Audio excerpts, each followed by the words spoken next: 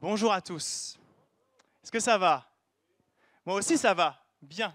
Deuxième culte et toujours aussi content. Non, vraiment, très heureux d'être avec vous aujourd'hui, très très heureux. Je suis béni en fait d'être au milieu de vous.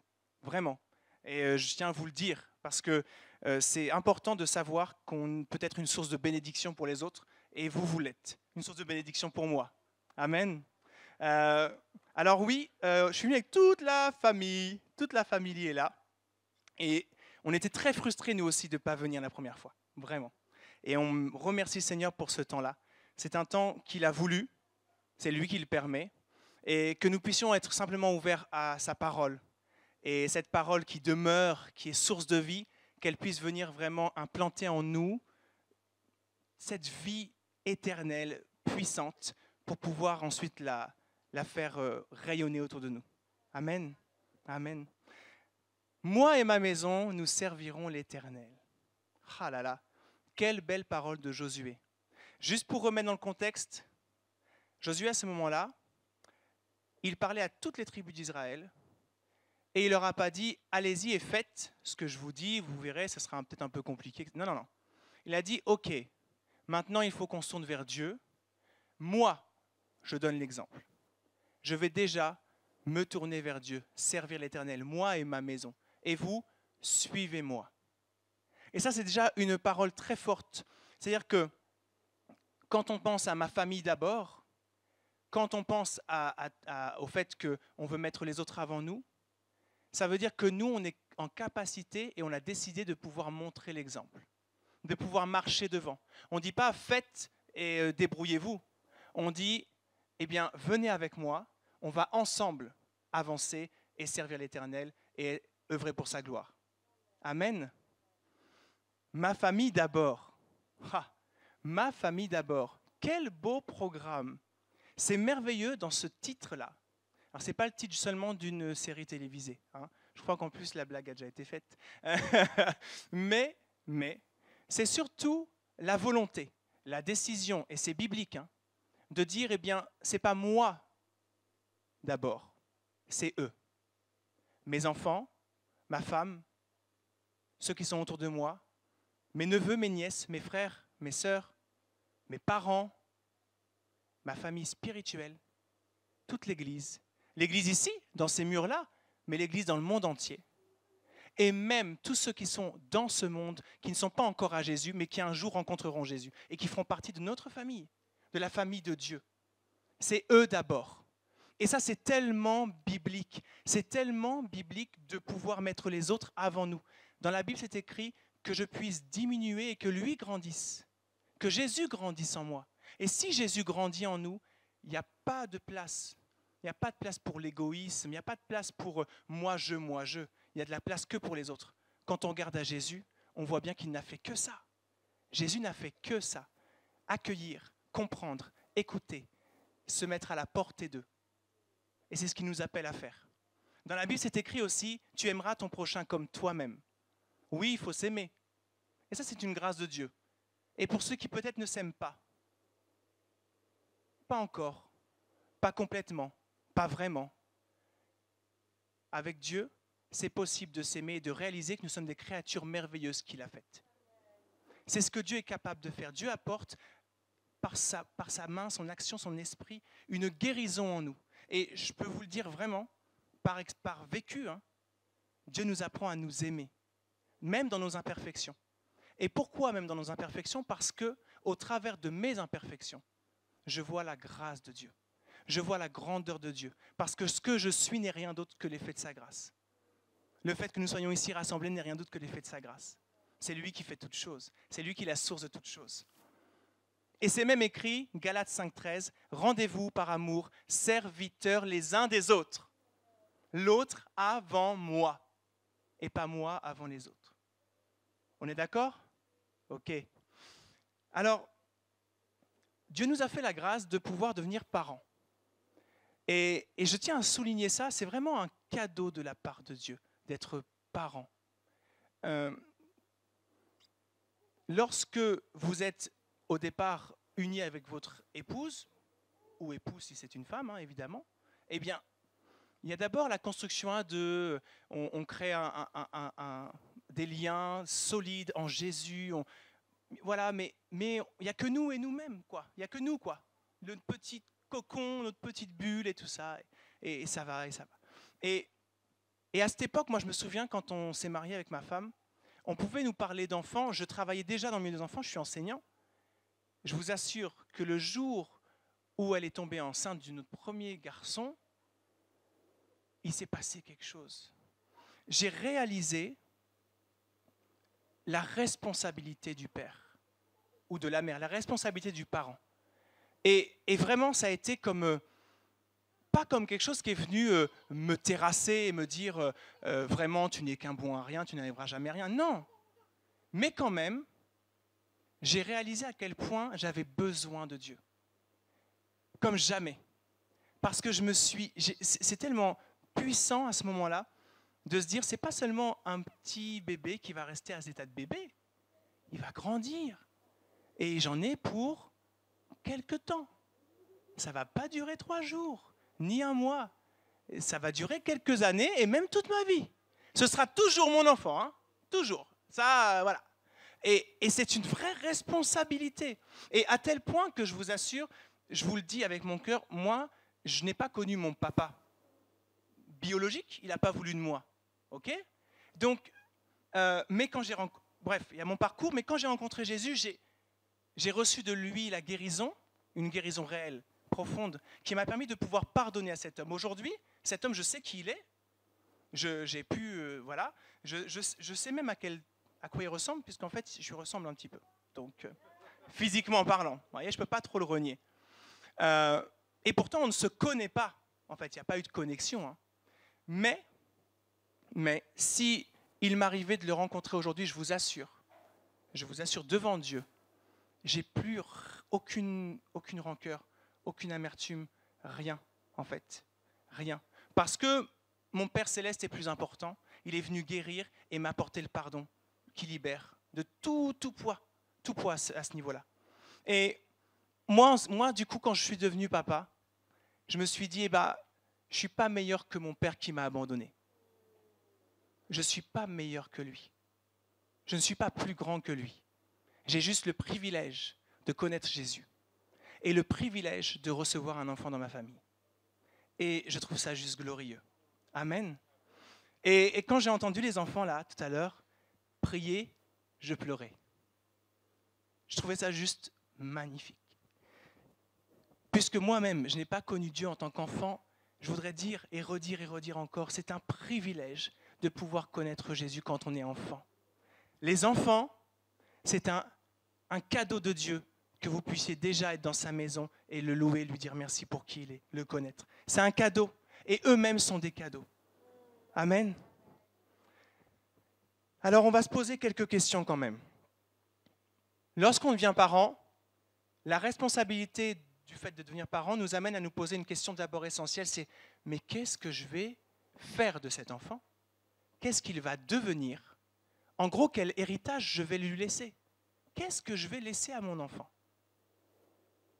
Vous n'avez pas posé cette question-là ? Non ? Moi, en tout cas, je me la suis posée. Et c'est devenu quelque chose, qu'est-ce que je vais lui transmettre ? Quelle valeur ? Quelle manière de vivre ? Quel principe ? Qu'est-ce que je vais donner à mon enfant ? Est-ce que je ferais mieux que mes parents qui ont fait des erreurs ? Un petit paquet. Voilà. Et je ne leur jette pas la pierre. Hein. C'est comme ça. Et à ce moment-là, du coup, la question, c'est quelle est la valeur de mon héritage ? Ce que je vais transmettre à mes enfants, quelle en est la valeur ? Le poids ? Comment je peux jauger si cet héritage est riche ou moins riche ou pauvre ? Et est-ce que cette richesse se trouve, comme on le fait un peu tous, d'abord et seulement dans le terrestre et les biens matériels ? Je ne dis pas là qu'il ne faut pas investir dans les biens matériels. Dieu n'est pas en train de nous dire qu'il ne faut pas être riche, matériellement parlant, ok ? Mais, parce qu'on est tous d'accord que quand on cherche par exemple à acheter une maison, ce n'est pas seulement pour nous. Bien souvent, moi je l'ai entendu, alors je le dis parce qu'on n'a pas encore nous de maison à nous, on est locataire. Et quand on dit ça, on dit quoi ? T'es locataire, mais il faut acheter, tes enfants plus tard. Bon. Et alors, on est locataire, c'est comme ça, voilà. Hein. Mais c'est vrai que beaucoup disent, bah oui, moi j'ai acheté une maison parce que pour mes enfants après, je vais leur laisser quelque chose ici, là, sur terre. Et moi je voudrais vous dire que ça c'est important, c'est vrai. Mais le plus important, la vraie richesse, elle se trouve dans le ciel, réellement, dans les trésors que l'on a au ciel. Et Dieu nous demande une chose essentielle, on va lire ensemble, c'est d'investir dans le royaume céleste, d'investir dans le trésor qu'il est lui-même, d'investir pour l'éternité, dans quelque chose, un héritage qui sera incorruptible, un héritage qui sera éternel. Amen. On va lire ensemble Évangile de Luc, chapitre 18. Une histoire que vous connaissez, parce qu'elle est très connue, elle a été prêchée des tas de fois. Évangile de Luc, chapitre 18, au verset 18.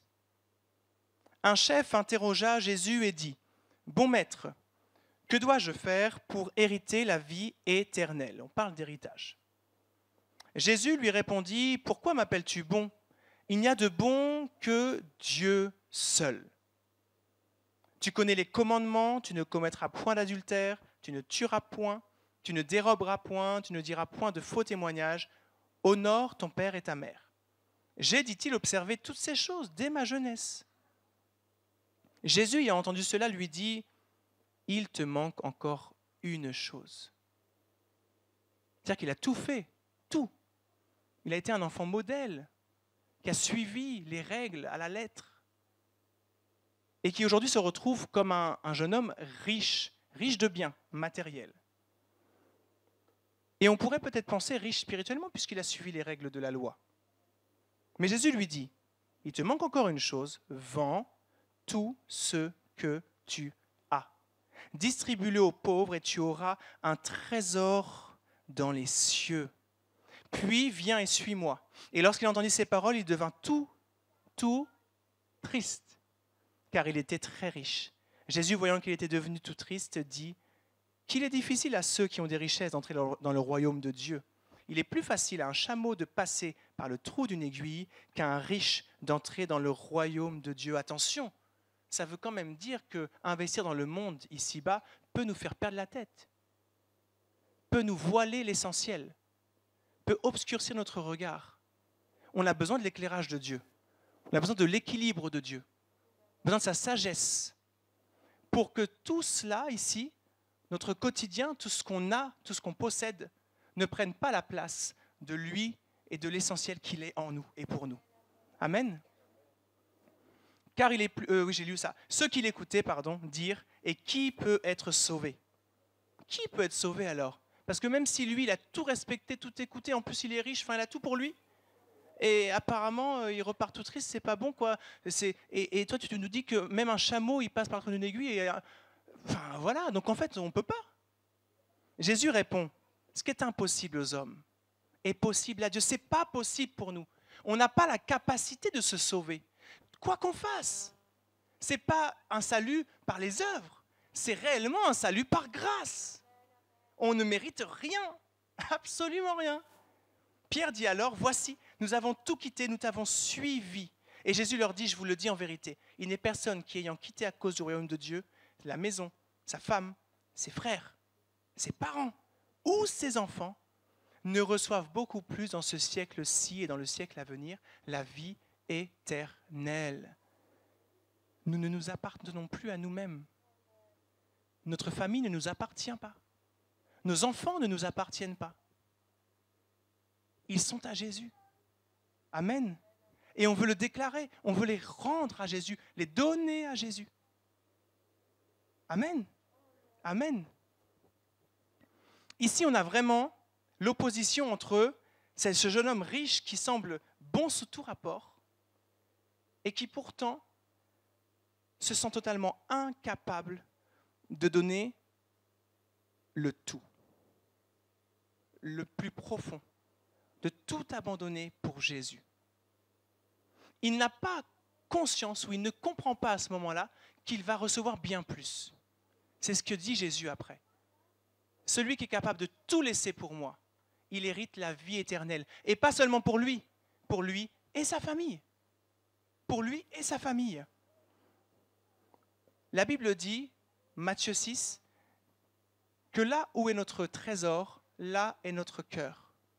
Elle nous invite à amasser des trésors, à en amasser, à être riche, mais pas ici-bas, parce que la teigne va venir, la rouille va venir, ça va disparaître, mais à amasser des trésors dans le ciel, à nous enrichir de Jésus, nous enrichir de Dieu. Et ça, c'est là l'essentiel. Comment on fait pour s'enrichir de Jésus? Comment on fait pour s'enrichir de Dieu? Moi, je vais à l'église tout le temps. C'est bon, je suis riche de Dieu. Est-ce que je suis riche de Dieu si je vais à l'église? Est-ce que c'est là l'essentiel? Est-ce que c'est suffisant? Est-ce que c'est suffisant? Pour être riche de Dieu, j'ai besoin de quoi? Besoin de sa parole, besoin de son esprit, de prier, d'avoir une intimité avec lui, qu'il me connaisse, que je le connaisse, de lui donner toujours plus. Et ensuite, le fait d'être à l'église, là, c'est quoi? C'est la conséquence. La conséquence, c'est qu'on fait partie d'une famille qu'on a envie d'aider, d'aimer, de soutenir. On fait partie d'une assemblée qu'on a envie d'amener plus loin avec Dieu. On a envie d'être participant de l'œuvre de Dieu. Ça, c'est la conséquence de l'enrichissement de la vie de Jésus en nous. Plus on est riche de Jésus et plus notre consécration, plus notre investissement pour son œuvre sera grande et portera du fruit. Amen. Amen. La Bible dit aussi, que servirait-il à un homme de gagner le monde s'il perdait son âme? Donc l'essentiel, il est vraiment là-haut. Elle nous dit aussi, dans un proverbe, que l'essentiel, ce n'est pas les grandes richesses, mais c'est la grâce. La grâce vaut mieux que l'argent et que l'or. Quand on entend la grâce, c'est bien la grâce de Jésus. Et le riche et le pauvre se rencontrent, c'est l'Éternel qui les a fait l'un et l'autre. Que tu te considères riche ou pauvre, en fait, peu importe comment toi tu te considères, Jésus, lui, te regarde de manière égale, l'un et l'autre. Si vous regardez votre voisin, il a autant d'importance pour Jésus que vous-même, si ce n'est plus. Et Jésus pose sur lui un regard de valeur. Il estime. Et nous sommes tous précieux, infiniment précieux aux yeux de Dieu. Infiniment précieux. Nous sommes pour lui sa richesse. Et il a besoin de nous ensuite pour transmettre. Donc la première question, c'était, quelle est la valeur de mon héritage? Eh bien, mon héritage, il a de la valeur si je le place en Jésus. Et seulement et uniquement si je le place en Jésus. On lira ce verset dans 1 Pierre, premier chapitre, verset 4, qui dit « Béni soit Dieu, le Père de notre Seigneur Jésus-Christ, qui, selon sa grande miséricorde, nous a régénérés. Nouvelle création, totalement neuf. Comme un reboot sur l'ordinateur. On appuie et on recommence à zéro. Voilà, on annule, on écrase l'ancien et on fait du neuf. Jésus, c'est sa capacité à faire avec nous du neuf. Nouvelle création. Pour une espérance vivante. Pas pour être assis, mort sur notre place, à notre chaise et attendre que le temps passe. En se disant, c'est bon, maintenant j'ai Jésus, allez, viens me chercher. Non, non, non, non, non, non. Pour être vivant, pour une espérance vivante, parce que Jésus est ressuscité par la résurrection de Jésus-Christ entre les morts, pour un héritage qui ne peut ni se corrompre, ni se souiller, ni se flétrir et qui nous est réservé dans les cieux. Jésus nous réserve une place. Ça, c'est acquis. On n'a plus à s'en soucier. Ce dont on doit se soucier, c'est de notre ministère ici-bas, aux uns et aux autres. Quand on parle de ministère, on ne parle pas que du pasteur. Nous avons tous le ministère de pouvoir transmettre l'héritage de Jésus. On a un ministère de transmission. La Bible parle d'un ministère de réconciliation. C'est nous qui l'envoie comme des ambassadeurs. Ambassadeurs. On doit représenter Jésus sur terre. Et là, on se dit, waouh, non. Moi, représenter Jésus sur terre, tu m'as regardé, tu m'as vu. Tu savais à la maison parfois, non, je ne suis pas vraiment un ambassadeur. Hein. En tout cas, pas tous les jours et pas à tous les moments.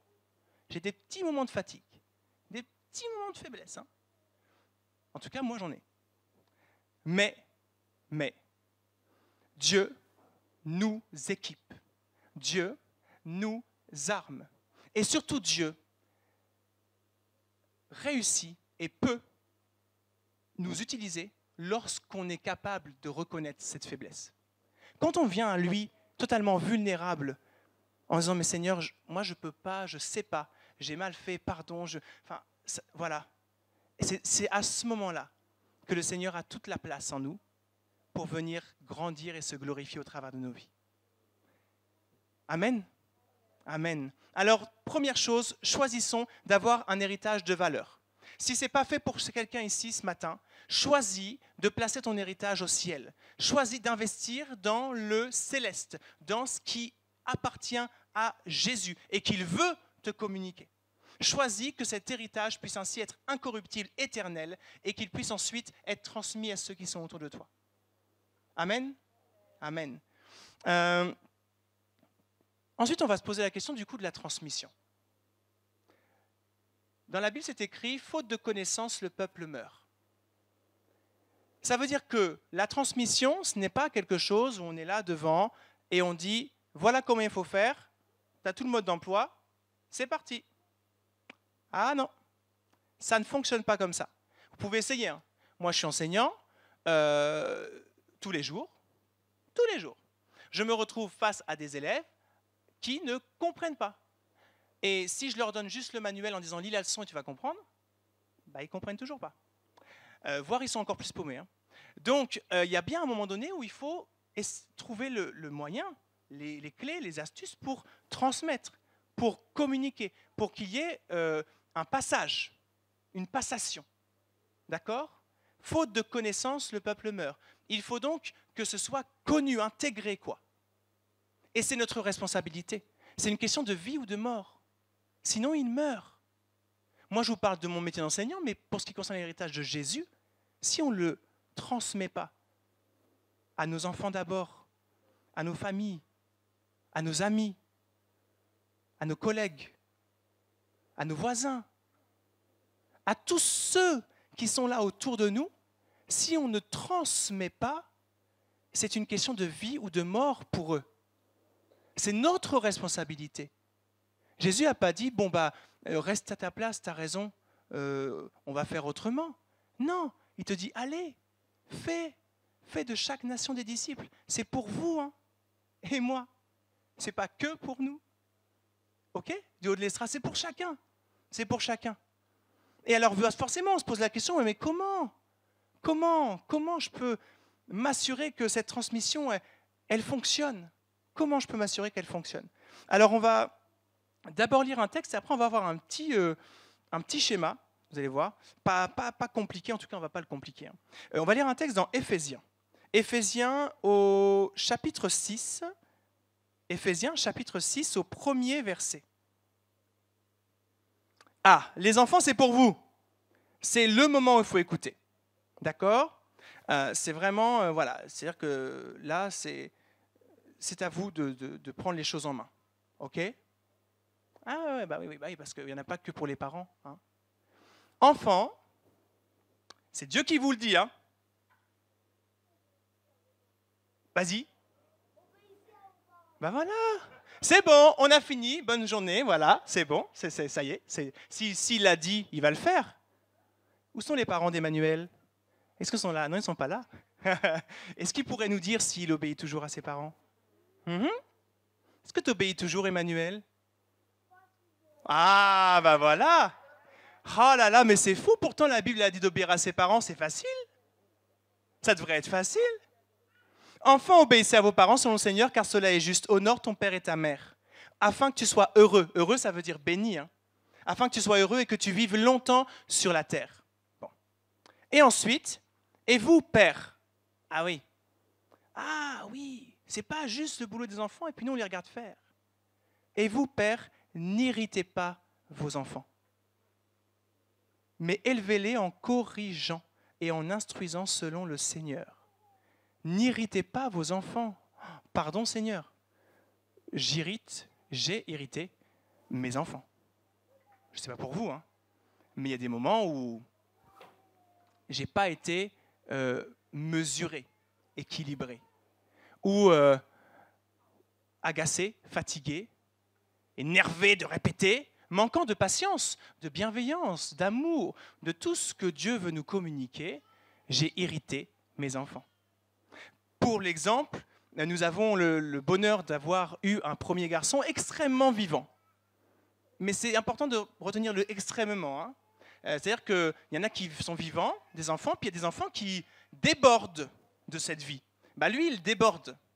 Ça, il n'y a pas de souci. C'est inné en lui. Vous voyez, comme les piscines à débordement. Là, ça ne s'arrête jamais. Ça ne s'arrête jamais. Et donc, parfois, en tant que parent, on a des moments où on l'a dit une fois, 2 fois, 3 fois, 4 fois, 5 fois. Là, stop. Stop, j'en peux plus. Et dans le j'en peux plus, il y a toujours un danger. Il y a le danger qu'à ce moment-là, c'est la chair. C'est la chair qui reprend le dessus et qui dit « Stop, j'en ai marre, va dans ta chambre !» Voilà.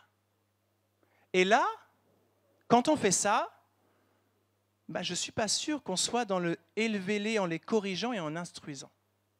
Je m'explique. Et là, c'est une première clé importante sur le comment transmettre. Quand Dieu dit de corriger, il ne dit pas trouve ce que tu peux dans la maison pour aller. Hein. Ce n'est pas ce qu'il est en train de nous dire. Hein. Il est en train de dire que parfois, il y a des erreurs et qu'il faut du coup réorienter. Que le chemin il est un peu détourné et qu'il faut du coup remettre dans la bonne direction. C'est cette correction-là dont on parle. Hein.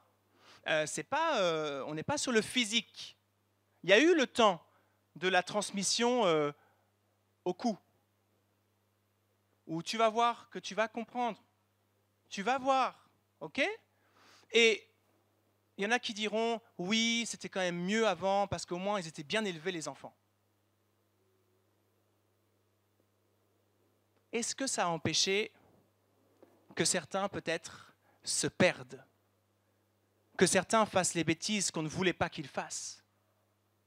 Est-ce que l'interdit, le fait de dire il ne faut pas, il ne faut pas, il ne faut pas, il ne faut pas, point barre. Tu ne sais pas pourquoi, mais quand même il ne faut pas. C'est tout. Est-ce que il faut pas que tu veux réfléchir, tu veux comprendre, mais qui t'a demandé de comprendre ? Tu n'es qu'un enfant, tu fais ce qu'on te dit, tu restes à ta place et tu ne fais pas. Est-ce que ça, on est dans la transmission qui va permettre à l'enfant de grandir, et est-ce qu'on est dans la transmission biblique ? Dieu dit il faut corriger et il faut instruire. Il dit qu'il faut instruire. Tu dois expliquer. Ça doit être compréhensible pour l'enfant. Compréhensible. Comme je vous disais, moi ça m'arrive avec mon fils. Ça m'est arrivé plein de fois et ça m'arrive encore. Parfois que ça déborde aussi de mon côté en fait, finalement. Un peu énervé, etc. Et à ce moment-là, merci Seigneur. Merci pour toutes les fois où, quand il est dans sa chambre, en train de pleurer ou juste de se calmer, et donc ça me permet de me calmer aussi, l'Esprit de Dieu vient là et vient pointer du doigt, dire « T'es pas allé un peu fort quand même ?» Et à ce moment-là, je vous prierai, quand ça vous arrive, de saisir cette occasion pour juste s'humilier. Acceptez ça.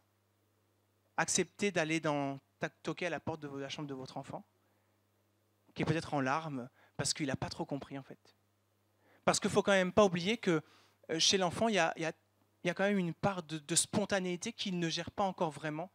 Et parfois, il ne fait pas volontairement toujours quelque chose pour vous embêter, ou pour vous gâcher la vie, ou vous gâcher la fin de journée. Ce n'est pas dans son intention propre au départ, hein. Pas forcément. Pas forcément. Bien sûr qu'il arrive que des enfants ne soient pas toujours très très gentils, d'accord ? Et ça a à voir tellement avec le contexte dans lequel ils peuvent évoluer. Ça, c'est encore autre chose. Mais quand même. Et puis surtout, quand on connaît Jésus et qu'on sait à quel point il nous a fait grâce, à quel point il a été infiniment patient avec nous, patient, et à quel point il est encore patient avec nous, est-ce qu'on peut se permettre de ne pas avoir la même patience avec nos enfants ? Et quand parfois on manque de patience, est-ce qu'on peut se permettre de ne pas réussir à venir dire « excuse-moi, pardonne-moi ». Le problème, on va en reparler parce qu'il faut quand même qu'on en parle, mais pardonne ma réaction. Là, je n'ai pas été équilibré, je suis allé trop loin. Moi, ça m'est arrivé plein de fois. Et je sais que ça m'arrivera encore. Mais je sais aussi que Dieu, qui est grandement fidèle, compatissant et qui est grandement patient, et il fait une œuvre. Et finalement, dans ces moments-là, il nous apprend aussi. Il nous apprend que les enfants sont précieux à ses yeux. Et ils ont de la valeur, ils ont de l'importance. Amen. Alors, on a une diapo. Voilà. On parlait de la transmission. Ça, c'est très clair, très simplement. On a celui qui transmet la source. D'accord ? On va pouvoir parler du parent, du grand-parent, de la tante, de l'oncle, de l'enseignant, voilà. Bref. Même un grand frère avec les petits frères et petites sœurs ou une grande sœur, enfin voilà. Et puis on a le destinataire à qui on veut faire passer le message. Et entre deux, il y a tout ça. Codage, bruit, message, ouais, bah oui. En fait, il y a tout un moment où il y a la réflexion de la part de celui qui veut transmettre, qui se dit comment je vais lui faire comprendre. Après, il y a la transmission du message. Et l'autre en face, il faut qu'il ait compris la manière dont vous vouliez le faire comprendre pour pouvoir décoder et dire « Ah, ok ». Et ça, en tant qu'enseignant, combien de fois ça m'est arrivé d'expliquer une chose une première fois à un élève. Et là, vous voyez il est perdu. Vous voyez dans le regard, là, vous dites « Ah non, là, il n'a pas compris du tout. Ok, donc on va recommencer, on va faire autrement. » Et puis on fait, voilà, etc., etc. Et ça, une fois, deux fois, trois fois, quatre fois. Et parfois, quand c'est plus possible, c'est ce qui m'arrive de faire régulièrement. Toi, là-bas, tu as compris comment on fait ? Viens lui expliquer. Et là, vous prenez une bonne claque. Parce que là, je ne sais pas ce qu'il fait. Il lui explique, a priori, sans tout le bagage du boulot, sans être un enseignant, et l'enfant comprend. Ok. Alors là, vous vous dites, bah, qu'est-ce qui se passe, même Seigneur, c'est quoi ? Je suis vraiment si incompétent que ça ? Non, mais vraiment, voilà, on se pose la question. Et du coup, lorsque la lumière se met dans le regard, là, que vous voyez, qu'il comprend, c'est là le décodage. Et là, il est capable, même après, de faire ce qu'on appelle un feedback, c'est-à-dire de pouvoir vous dire « oui, j'ai compris » et de pouvoir l'utiliser, de pouvoir ensuite derrière le mettre à profit dans sa vie. Et nous, spirituellement parlant, on a besoin de se poser des questions sur comment je vais faire pour transmettre l'héritage que Dieu met dans ma vie, comment je vais faire pour rendre ça explicite et compréhensible pour les enfants qui sont autour de moi. Et quand je parle d'enfants, je ne parle pas que des enfants ici. Je parle aussi parfois des nouveaux venus dans l'assemblée, qui ne connaissent rien de Dieu. Et nous, parfois, on a un langage et une attitude, et on est dans notre bulle. On connaît, et on ne se rend pas compte que pour l'autre en face, c'est du chinois. C'est du chinois. Donc s'il est chinois, c'est du javanais. Bref, c'est une langue étrangère. Okay ? Il ne comprend pas. Il ne comprend pas. Et on a beau dire, mais oui, c'est écrit dans la Bible. Non. Non. En fait, vous parlez de choses que vous avez comprises, acquises. C'est en vous. Dieu est venu par sa grâce et par quelqu'un, etc., construire en vous les choses, et du coup, ça a du sens pour vous à ce moment-là. Ça a du sens, et donc ça vous semble logique quand vous transmettez. Bah oui, c'est logique quand même. Bah non, c'est pas forcément logique pour l'autre. Parce qu'il n'a pas eu le même parcours que vous, parce qu'il n'a pas les mêmes connaissances que vous, parce qu'il n'a pas encore reçu peut-être de la part de Dieu l'éclairage suffisant pour ça. Et donc on a besoin de se mettre à la portée. On va lire ensemble un texte, et je pense que on sera vers la fin du message là. On ne va pas en dire beaucoup plus, mais il y a un texte dans l'évangile de Marc, au chapitre 10. Évangile de Marc, chapitre 10, et au verset 13. C'est Jésus encore qui est un fin pédagogue, et qui sait comment faire comprendre les choses de manière simple et concrète. Évangile de Marc, chapitre 10, verset 13. On lui amena des petits-enfants afin qu'il les touche. Mais les disciples reprirent ceux qui les amenaient. Aïe. Jésus, en voyant cela, il fut indigné. Comme si on lui mettait une flèche. Il a été meurtri dans son amour-propre, dans son honneur de fils de Dieu, dans ce Jésus qui enseignait ses disciples depuis un petit moment déjà, qui leur apprenait de parabole en parabole avec des images concrètes, qui vraiment mettait tout en œuvre pour que ce soit clair pour eux de ce que c'était que la bonne nouvelle, l'évangile, l'accueil, etc., l'amour, la compassion. Et là, les disciples, tout naturellement presque, ils voient des enfants, un troupeau peut-être d'enfants arriver, et ils disent « Oh là là là là, stop, stop, stop, stop, stop, qu'est-ce que vous faites là? Qu'est-ce que vous faites là ?» Non, là on est en train de faire des choses sérieuses, c'est les grands ici, il y a sûrement un coin là-bas pour vous, allez là-bas, allez là-bas. Oui, mais non, mais Jésus, hein, les enfants spontanés, ouais, on va Jésus, ouais. Oh là là, chut, chut. Oh, fais moins de bruit, je tais-toi, le pasteur il prêche. Oh, pas possible. On se tait dans la maison de Dieu. Aucun bruit, rien, chut, car. Non, tape pas des mains, pas trop fort. Hop. Non mais, les disciples ont fait ça. Peut-être que parfois, ça nous arrive d'être comme ça. Et, ah bah tu vois, il y a un enfant qui court. Et Jésus, quand il a vu ça, il était indigné, vraiment. Il a été meurtri. Et il a dit, mais qu'est-ce que vous faites? Laissez-les. Laissez-les. Et il a dit plus que ça, il a dit, laissez-les venir à moi. Ne les en empêchez pas. On doit tout mettre en œuvre, spirituellement parlant, pour ne pas faire d'obstacle dans la transmission de notre héritage, de l'héritage de Jésus envers nos enfants, envers ceux qui sont autour de nous. Et on doit prier pour que le Seigneur vienne vraiment, par son esprit, on va dire, élargir le canal de bénédiction qu'on peut être, qui vienne vraiment enlever toutes les scories, les petites choses qui viennent gêner le flux, parce que ça peut être tout à fait direct et ça peut être tout à fait puissant dans la vie de tous ceux qui sont autour de nous, si on prie et qu'on s'humilie et qu'on demande au Seigneur vraiment de pouvoir venir nettoyer, élargir, tracer un chemin bien clair, bien précis, et que finalement on lui dise fais au travers de moi. Moi je ne sais pas faire, je ne sais pas comment faire, là je suis paumé, aide-moi Seigneur s'il te plaît et fais. Montre-moi, éclaire-moi, que je me taise si tu me demandes de me taire, que je parle si tu me demandes de parler, que j'écoute si tu me demandes d'écouter. Qu'on puisse vraiment se mettre à la portée. Et il dit ensuite, je vous le dis en vérité, quiconque ne recevra pas le royaume de Dieu comme un petit enfant n'y entrera point. Le royaume des cieux est pour ceux qui leur ressemblent. Quelle claque! Quelle claque! Si on en doute encore, les enfants sont des trésors pour Dieu et il leur donne une place de valeur, même plus importante que la nôtre. Les autres au-dessus de nous-mêmes. Nos enfants, ils sont plus grands que nous pour Jésus. Qui que ce soit autour de nous, le nouveau venu qui cherche Dieu est plus important que nous qui connaissons Dieu depuis 25 ans ou je ne sais quoi. Il est plus important, il a plus de valeur. Il doit être choyé, entouré, encadré, accueilli, aimé.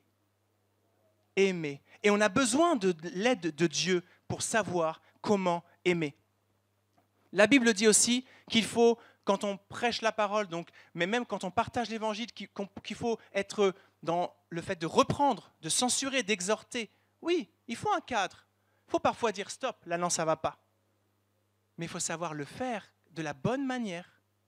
C'est écrit avec toute douceur, c'est dans 2 Timothée, chapitre 4, verset 2. Avec toute douceur et en instruisant. Et quand c'est écrit reprends, censure, ça veut dire quoi? Ça veut dire que parfois il y a des erreurs. Un enfant qui fait des bêtises est un enfant normal. Un adulte qui ne connaît pas encore les choses de Dieu et qui se trompe est normal. Un adulte qui connaît les choses de Dieu et qui se trompe encore est normal. C'est ce que nous sommes.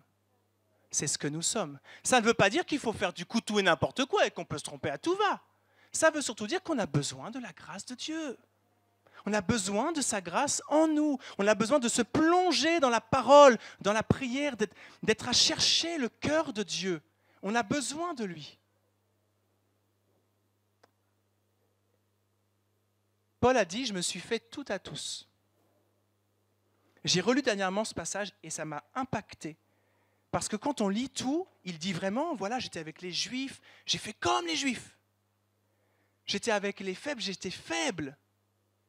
En fait, vous imaginez le pouvoir d'adaptation, la capacité à s'adapter, à parler le langage d'eux, à être dans l'écoute, l'attente, pour bien, à observer beaucoup, je pense, pour comprendre d'abord, avant d'arriver avec ses gros sabots et dire voilà, la vérité c'est ça, hop, au boulot. Non, non. Nous, nos enfants, il ne faut pas qu'on freine, chez les petits-enfants notamment parfois, la spontanéité. Vous avez vu tout à l'heure le moment où ils ont prié? C'était pas réfléchi, hein. Ils ne se sont pas dit, alors donc demain, à ce moment-là, ouais, il faudrait que je dise ça va faire bien. Puis ce mot-là, là, bien placé. Ils n'ont pas réfléchi à tout ça. Hein. Là, c'est leur cœur qui a parlé. La simplicité. Et ce qui est merveilleux avec les enfants, moi, c'est toujours un truc qui me touche, c'est qu'ils prient pour tout. Tout. Tout. De la petite plante qui est en train de pousser, qu'on a mis dans un petit pot dans la chambre, en disant, tiens, il va voir, on met une graine. Ils prient pour la graine. Ils prient pour la graine, les enfants. Et là, l'erreur qui pourrait venir de nous, c'est quoi? Tu pries pour une graine? Non mais attends, il faut que je t'explique là. Jésus, c'est un peu plus sérieux que ça. Hein. On ne parle pas d'une graine, hein. Attention. Hein. On parle de la parole de Dieu. Il y a des sujets, quoi. Il y a des sujets. Non, c'est pas ça. C'est pas ça. Et vraiment, pourtant, parfois, ça nous démange. Hein. Nous, quand on a notre temps de prière avec les enfants, puis alors, on sait aussi, on l'a vécu un peu tout à l'heure, quand ils sont lancés, ils sont lancés. Hein? Ils sont lancés. Hein? Et parfois, faut qu'on arrive à dire gentiment « Amen !»« Amen !» Voilà. Alléluia, gloire à Dieu. Ah mais c'est vrai, bon. Mais il faut qu'on le fasse avec toute douceur. Il faut qu'on explique, il faut être dans la communication, il faut être dans la bénédiction, dans l'encouragement, dans la valorisation. Pas dire, bon, la prochaine fois, s'il te plaît, tu fais moins long parce que là, voilà. Non, mais ne pas dire, non, ça tu ne vas pas prier pour une graine, regarde Jésus. Vous compliquez les choses, on complique les choses. Moi-même, hein, on complique les choses. Et c'est une discipline à avoir, finalement, de laisser à nos enfants cette spontanéité. Et je vous assure qu'ils nous apprennent. Moi, ils m'apprennent parce que parfois, leur prière est déjà très directe, franche, simple, efficace en fait. Nous, parfois, on a parfois la capacité en tant qu'adultes de tourner autour du pot pendant une demi-heure avant d'arriver à l'essentiel de ce qu'on voulait demander à Dieu. On est capable de ça, hein. On est très doué pour ça. On trouve vraiment les formulations, etc. Et la prière a duré un quart d'heure, on dit oui, ok, alors tu veux dire quoi en fait? Ah ok, voilà. Parce que Jésus, il est très efficace, hein. Il est très simple, il est dans le direct. Hein. Il est dans le direct. Hein. Quand on pourrait dire encore des tas de choses, mais à chaque fois que Jésus a guéri quelqu'un, est-ce que vous avez vu une prière de 3 kilomètres? Est-ce que vous avez vu des mots extrêmement compliqués? Est-ce que vous avez vu la récitation de toutes les lois et de tout et il n'y avait pas grand-chose. Hein. Va, ta foi t'a sauvé. Ok. Non mais, c'est d'ailleurs pour ça que je vais me taire maintenant. À un moment donné, il faut se taire. Allez, je terminerai là-dessus. Je dirais que il faut finalement être plein de l'amour de Dieu qui nous amène à regarder vraiment nos enfants comme au-dessus de nous. Il faut qu'on considère et qu'on se rappelle que ce sont des cadeaux donnés par Dieu qui ne nous appartiennent pas et qu'on les rend. Comme Anne, elle a dit, voilà, mon fils, c'est comme je le consacre à l'Éternel, il est prêté à Dieu. Il est donné à Dieu, il est pour Dieu en fait. Il n'est pas pour moi. Il n'est pas pour moi. Et surtout, dans cet amour, etc., je pense qu'il faut qu'on s'arme de patience, d'une patience infinie, à la mesure de la patience que Dieu développe pour nous. C'est pas simple, hein. Et il y aura encore des moments où on va faire des erreurs. Mais comme Dieu est compatissant et il nous corrige nous, il corrige les erreurs de nos enfants, on n'a pas à être dans la culpabilité et se dire « je ne sais pas faire, j'ai mal fait, si mon enfant… » J'aurais dire ça aussi. Parfois, même souvent, si nos enfants ne viennent plus à l'église ou ne sont plus à Dieu, on va être les premiers à dire que c'est notre faute. Ou parfois, on va être capable de se culpabiliser énormément. Si quelqu'un se culpabilise parce que pour lui, sa manière de faire, ou il pense que c'est à cause de lui que ses enfants ne sont plus à Dieu, deux choses. La première, demande pardon à Dieu. Dieu te pardonne. Il ne se lasse pas de pardonner. La deuxième, demande pardon à tes enfants.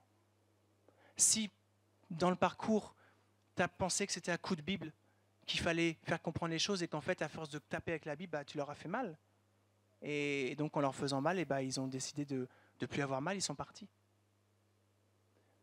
Et une troisième quand même, sois confiant dans la grâce infinie de Dieu, même mal semée, même une parole de Dieu mal semée, avec peut-être des coups, avec peut-être des interdits, quelque chose d'un peu dur, et semée quand même.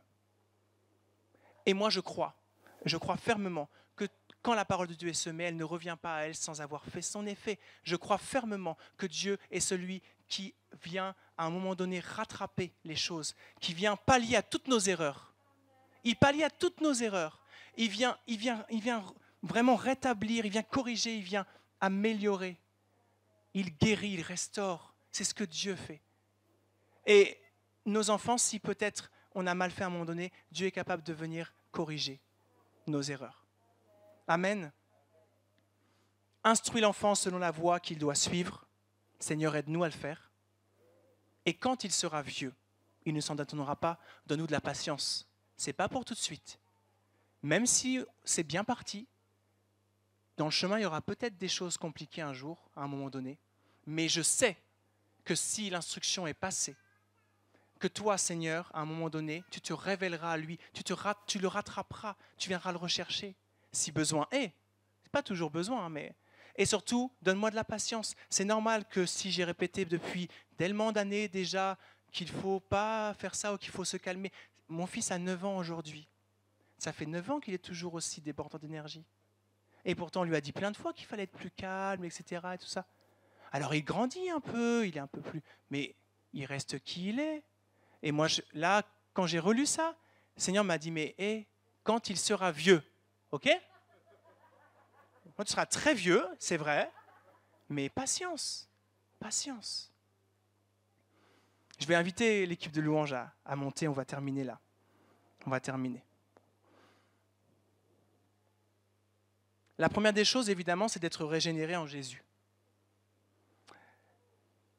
Pour pouvoir être riche de lui et transmettre un héritage de valeur céleste, incorruptible, qui ne change pas, qui ne va pas bouger et qui va même construire pour l'éternité. Et pour que notre transmission de l'héritage soit réussie, il faut des conditions favorables. Et dans ces conditions favorables, j'aurais pu vous faire tout un exposé sur les principes pédagogiques, avec la pédagogie socio-constructiviste, etc. On peut faire ça. Moi, je crois que, bibliquement parlant, l'essentiel est dans l'amour. L'essentiel est dans l'amour. Et je vous le dis, pour ma propre vie, je sais que j'ai besoin que Dieu m'aide à aimer mieux mes enfants. À les aimer véritablement comme lui les aime. À les voir comme lui les voit. À les considérer comme lui les considère. Et à faire preuve envers eux de bienveillance, de patience, comme lui est capable de le faire. Avec moi d'abord et avec eux ensuite. Finalement, se poser la question, mais Seigneur, comment toi tu ferais là ? Il y a un livre comme ça. Si vous ne connaissez pas ce livre, Que ferait Jésus à ma place ? Je vous invite à lire ce livre. Il est puissant. Il est simple, mais il est puissant. Et c'est vraiment une question, moi, qui revient régulièrement. Quand j'ai lu ce livre il y a des années en arrière, ça m'a vraiment impacté sur Mais du coup, pour chaque chose de ma vie, je devrais être capable de me dire, mais Seigneur, comment tu ferais? Alors que, honnêtement, très honnêtement, il y a plein de moments où on fait et après on se dit, mince, Seigneur, t'aurais fait comment toi? Et parfois, du coup, il y a eu des dégâts. Il y a eu des dégâts, ça arrive quoi. Ok? Et ça arrive aussi avec nos familles. Mais là, nous, ce qu'on veut faire, c'est mettre la famille au centre. La famille d'abord. Si jamais il y a eu des petites erreurs de parcours, on veut demander pardon à Dieu, on veut se placer devant lui et lui dire, Seigneur, viens à mon secours. Pardonne-moi si j'ai mal fait. On veut demander pardon à ceux qu'on a pu blesser dans nos familles, dans les jeunes convertis ou je ne sais quoi. Voilà, on veut avoir cette vulnérabilité envers chacun, cette acceptation qu'on est faible, certes, mais qu'on est fort en Jésus, que Jésus nous amène à être toujours plus capables d'eux. On ne sait pas bien aimer, mais lui nous rend capables d'aimer. Alors, qu'on puisse avoir un temps de prière là tout de suite, et j'ai vraiment à cœur qu'on puisse individuellement, vous voyez, un peu comme le fils prodigue quand il est rentré en lui-même. C'est important parfois de rentrer en nous-mêmes. Que chacun on rentre en nous-mêmes et on se dise, Seigneur, déjà, en quoi je peux être un canal de bénédiction